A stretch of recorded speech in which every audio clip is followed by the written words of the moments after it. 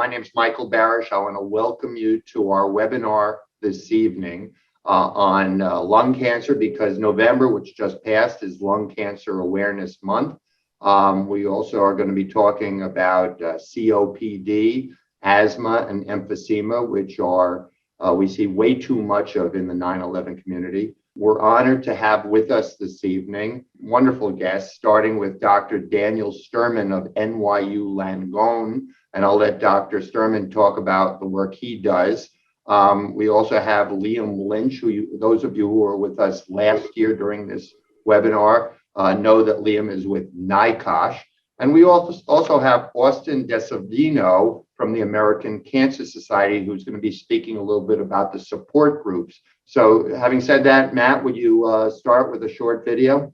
The first thing that I hear from the non-first responder community in Lower Manhattan is, look, I'm sick, but I don't deserve anything. I'm not a first responder. I just lived here. I just studied here. I just went to school here. I just raised a family here. Your presence here was an act of courage and resilience. The first responders, I'm in awe. But I also am in great awe of those who came back to a war-torn neighborhood that was clearly toxic. We knew it, but you stayed anyway, and you allowed this area to grow and to become the hub. But it's your courage and your resilience that brought this place back. So please, I urge you, access what you are owed. Over the last decade, we have all fought very hard so that everyone has access to the health care that they need. It is very important that every community member who lived anywhere south of Houston understands that you are covered. You are part of the group of people that have guaranteed health care if you have a 9/11 related disease. I was on my way to work when the first plane hit. I was working for Goldman Sachs. I actually worked for them for a total of 21 years. I always thought that those programs were geared for the firemen and the police officers, but I'm one of the victims of that. So we have taken on, with all of these advocates here, the task of trying to get everyone to understand that they have rights, and it is imperative that they sign up. It's also critical that we reach our students and our staff members, our teachers who were in the schools 18 years ago. One of the really surprising things about our research is that an event in 2001 can continue to have echoes 17 and 18 years later, such that it is as though never smokers are smoking 2 packs a day. Our law firm now represents over 25,000 people in the 9/11 community. The majority right now are first responders, but every single day we hear from more and more survivors because we're doing this outreach.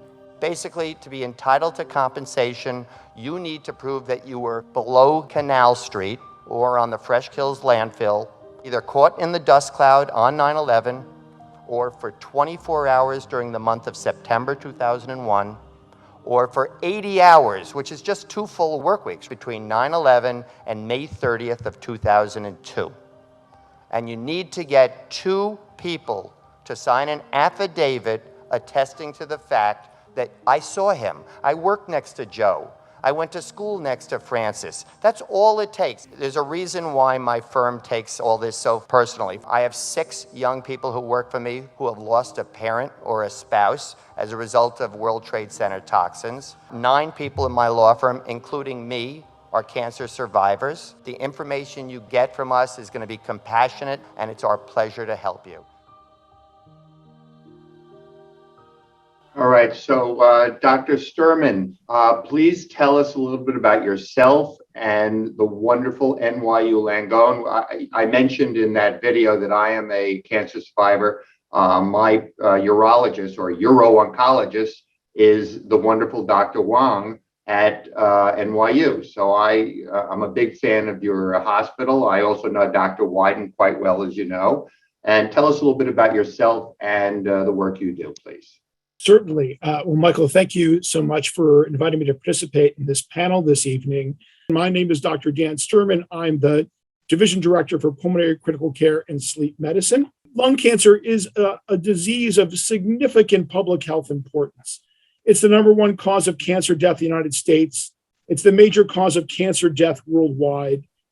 Historically, the majority of patients with lung cancer present in advanced stages, stages 3 and 4, which are typically stages in which we're unable to cure patients.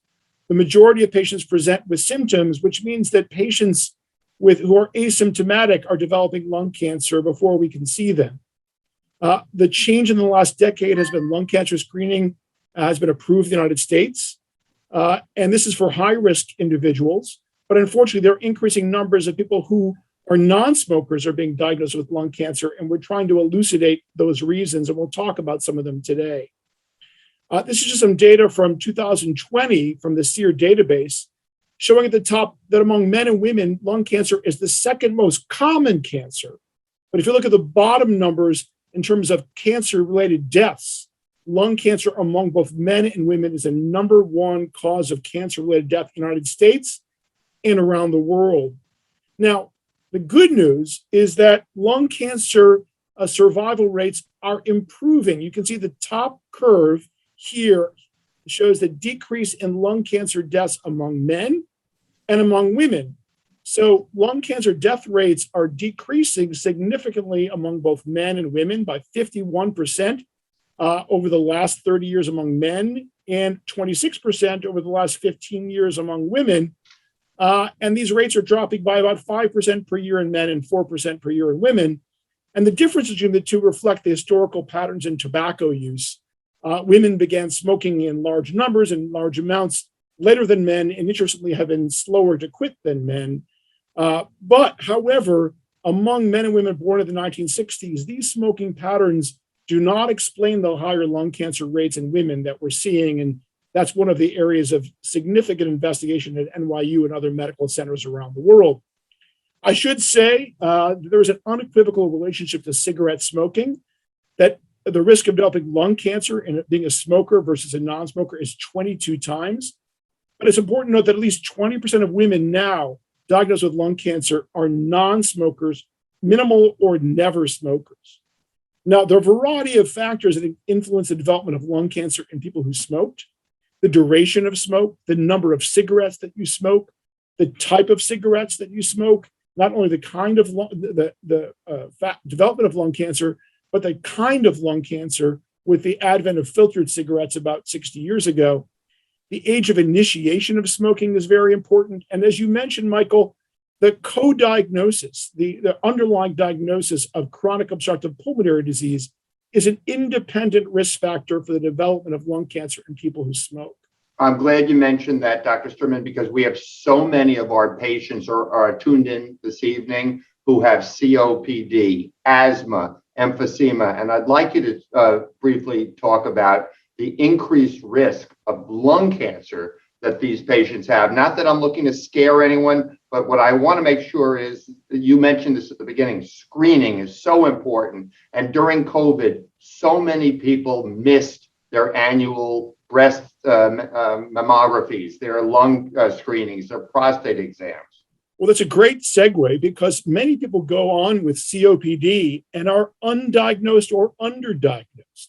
So what are the symptoms that a physician or even a patient or a family member should consider for an underlying diagnosis of COPD?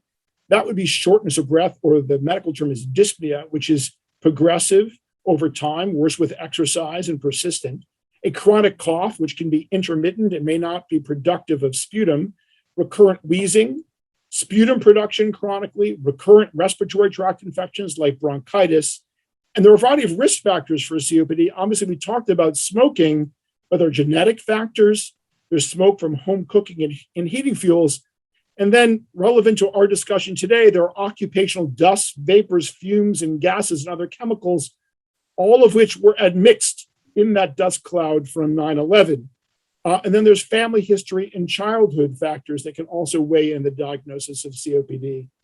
And in terms of screening for COPD, one of the reasons why it's underdiagnosed is that we're not screening for COPD. And the people who have these risk factors and the people who have the symptoms need to undergo a very simple, non-invasive medical test called spirometry, which can establish a diagnosis. And you don't need to see a pulmonologist to have spirometry. Most family doctors, primary care physicians can do this in their office. If you have these symptoms, you should get spirometry. If the spirometry is abnormal, you should see a pulmonologist. Very important. Now, we talked about COPD as a risk for developing lung cancer. Other factors other than COPD and smoking, we mentioned lung cancer from environmental tobacco exposure, secondhand smoke, air pollution, cooking fires. In the suburbs of New York City, and for where I was from originally, Philadelphia, radon exposure is very important. Asbestos exposure, which is relevant to World Trade Center dust because there's a considerable amount of asbestos that's in World Trade Center dust. And then World Trade Center dust itself. And so this is very relevant because our group at NYU published a paper in 2021, which is that really the first paper that summarized lung cancer incidence in the survivor population of people who were exposed to World Trade Center. And I don't expect you to look at all the data that I'm showing in this paper that we published, but just to show you, these are people who lived in lower Manhattan and southwestern Brooklyn who were exposed in the community. They worked there, they lived there. So what do we do for people who are at risk for lung cancer? I can't stress enough, the most important thing that any physician can do is to counsel their patients on smoking cessation and to get them to be able to get the means that they need, both counseling and medication, to quit smoking. Lung cancer screening is exceedingly important. It's been a decade now that the National Lung Screening Trial has shown that yearly low-dose CT scans for high-risk individuals can decrease lung cancer-specific mortality by 20%. Just to give you an example, the comparator, the breast cancer-specific mortality benefit, the survival benefit of mammography in women over 50 is about 5%.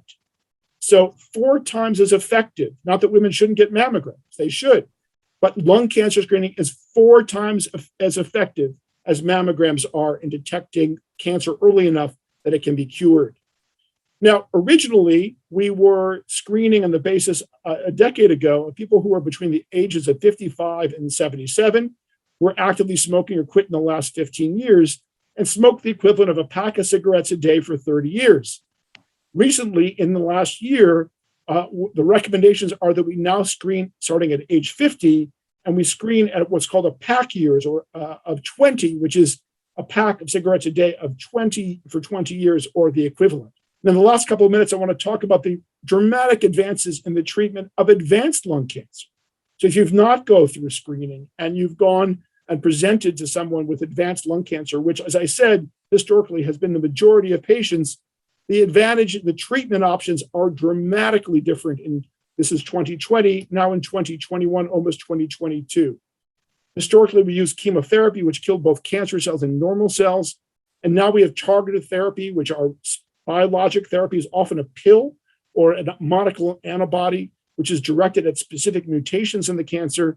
And we have exciting, this is what I've been working on for the last 25 years, immunotherapy. And immunotherapy has the ability to harness the body's own immune system to fight cancer. We now have identified innumerable specific mutations, and these are growing each year. We have to change this graph, showing that we have specific abnormalities within the cancer cells that are targetable with medication. So now we can find the specific abnormality in the cancer cell and provide a specific medication to target that mutation, and often can control cancer, advanced cancer, for many years using a variety of these targeted approaches. And as I mentioned, immunotherapy in advanced non-small cell lung cancer has had a dramatic effect on how we treat patients, and even to provide cures for some patients with markedly advanced lung cancer who otherwise would have had no treatment options whatsoever. So our take-home messages are that lung cancer is the highest cancer-related mortality of both men and women. Lung cancer is linked to smoking, but it's also increasing among non-smokers, likely secondary to environmental factors such as biomass, air pollution, and relevant to our conversation today, World Trade Center dust exposure, as I showed you. Patients with lung cancer typically present with respiratory and systemic symptoms, sometimes related to underlying COPD. Lung cancer screening with low-dose CT scans yearly is approved for high-risk patients now age 50 to 77 at 20 pack years, and it can lower lung cancer-related mortality by 20%. The treatment of lung cancer has advanced. with minimally invasive surgical options for cure of early stage disease and targeted immunotherapies that have a dramatic impacts and even cures for stage 3 and stage 4 advanced lung cancer. Overall, the prognosis of lung cancer remains poor but is getting better, and early detection can increase survival. And I thank you so much for your time. Dr. Sterman, that was great. I'd like to ask Austin from the American Cancer Society to talk a little bit about, because this is a perfect follow-up to what Dr. Sterman was talking about. Could you tell us a little bit about the American Cancer Society and what kind of support people can get when they hear those awful 3 words from their doctor that you have cancer? Yeah, absolutely. And thank you so much for having me on. It's great to be here for this opportunity to share. So at the American Cancer Society, our mission statement is to save lives, celebrate lives, and lead the fight for a world without cancer.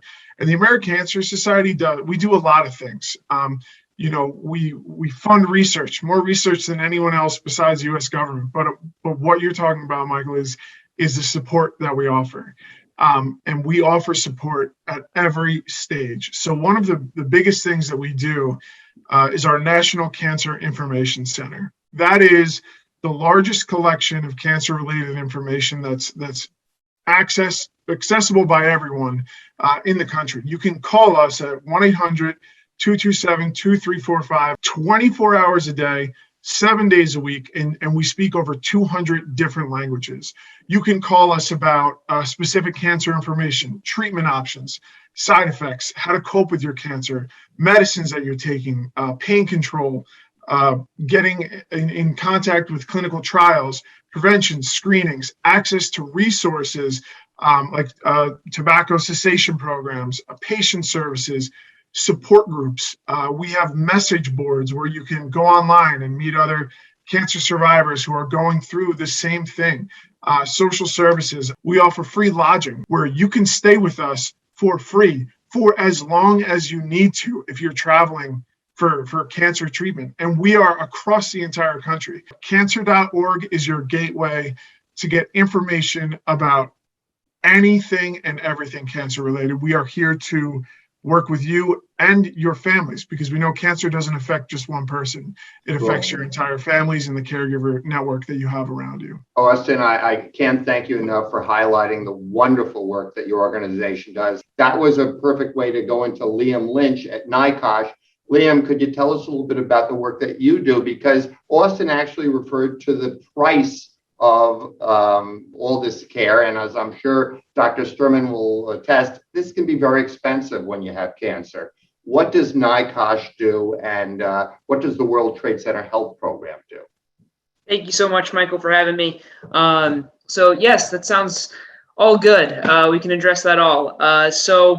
My name's Liam. I'm with the New York Committee for Occupational Safety and Health. It's a nonprofit in the New York City area. We have a mission to not just work with 9/11 responders, but all workers and keeping them safe on the job.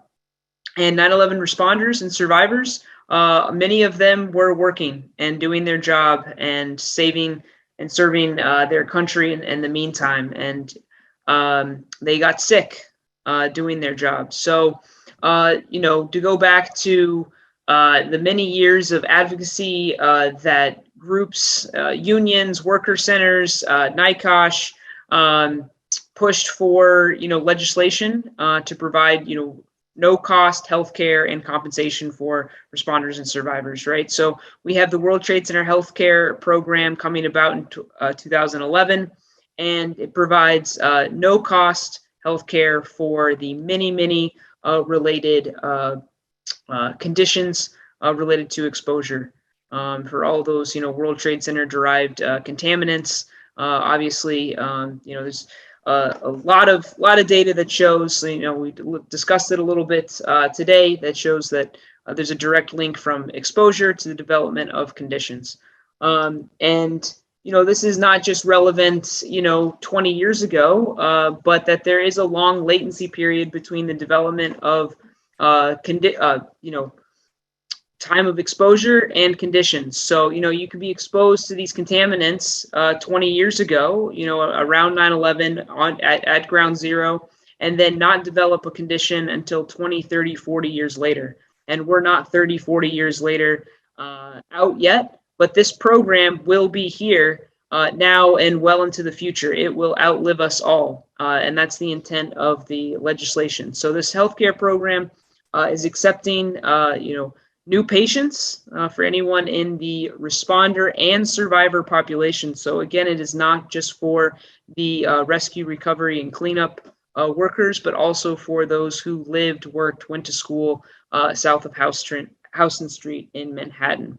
So at NICOSH, we help 9/11 responders and survivors enroll in the healthcare program. And this program is extremely unique. It has doctors who are specialized in treating 9/11 related conditions. And, it's not just, sometimes it's not just, asthma or, GERD. It's a specific type of asthma or GERD related to your exposure. And so that requires unique care. And this is what the program will give at the World Trade Center Health Program. And treatment is very, very expensive, and the healthcare program is going to cover medical tests, doctor visits, surgeries, prescription drugs. There's even a pretty robust benefits counseling program. And this is not just a static program. It's not just that, these 100 conditions and 68 cancers that are covered today, and that's it. This program is designed to evolve with its members and it's the needs of its patients. So as more data comes out, that, there's other conditions related to exposure, such as autoimmune or cardiovascular, illnesses, then hopefully in the future, this program will cover more conditions as time goes on. And, I just want to emphasize here what's been said before, that really early detection saves lives. And we really, really need, especially in the pandemic, we've all really kind of housed ourselves up. We really need to seek out the care that is owed to us, that we deserve. And, this program is, especially for responders, does have a medical monitoring component to it, so that responders can receive medical monitoring even if they're not sick and go to an annual exam. Survivors have to feel that they're sick, but that could be anything. That could be shortness of breath, or they feel they're having night terrors. Because this program doesn't just cover physical conditions, but mental health conditions as well, which is really important. And I definitely should have started with that. And then lastly, which is really important to mention, this is a national program. So you can receive care in all 50 states, not just in the New York metro area, which I can talk about that because I know that there might be questions because we are the program's in a transitional phase with its nationwide provider network. There's been some news, and for everybody who's watching, I think a lot of you know, there's been a lot of people very upset with the national program. So much so that my office was getting hundreds of complaints, and I was passing them all along to 9/11 Health Watch and to you and to other nonprofits. And let me tell you something, your complaints were heard, because it was announced 2 weeks ago that LHI, Logistics Health Incorporated, lost its contract with the World Trade Center Health Program. Now, it's not a cause for celebration. Yes, things eventually will get better, we pray and hope, with the new company that is coming in called Sedgwick. But there's going to be a rough transition. This is a perfect time to go to Lee London, my partner, who's going to talk a little bit about the Victim Compensation Fund. And Lee, can we start with the geographical differences between the health program and the Victim Compensation Fund? Sure. Thank you so much, everyone, for joining. So the Victim Compensation Fund covers anyone who was below Canal Street in Lower Manhattan. if you were below Houston Street or the Radius in Brooklyn, you qualify for the World Trade Center Health Program, but you do not qualify for the Victim Compensation Fund. And just so everyone's aware, because I saw that there was a lot about cigarette smoking on the slides that the doctor presented, but if you were in the exposure zone, it's a presumption, and you have the requisite amount of hours, it is a presumption that your cancer, your conditions, your non-cancer conditions were caused as long as you meet the required latency periods. And when I say latency periods, I mean there are certain factors that go into when your cancer, your respiratory condition was diagnosed. And if you meet those requirements, it's covered. Just because you smoked cigarettes does not mean you don't qualify for the Victim Compensation Fund of the World Trade Center Health Program if you were in the exposure zone. Lee, what about a family history? Because I know a lot of doctors who treat our clients say, oh, you had a family history of breast cancer, lung cancer, whatever it is. Maybe that's what caused your cancer here. That is the biggest misconception in the 9/11 community. And it is so hard for us to reach first responders and survivors when they brush it off and say, oh, my mom had breast cancer, my father had prostate cancer, or, oh, it's just a little skin cancer. It's nothing. That's not what it is. You qualify based on being in the zone, and you want to make sure you protect yourself because these conditions are separate and different than regular cancers you see in the community. These are more aggressive cancers, and we want to make sure that you're getting the treatment and you have the knowledge and the resources available to you if you are in the zone. James, would you please explain to people why it's so important that they register with the health program and the Victim Compensation Fund, even if they're currently healthy?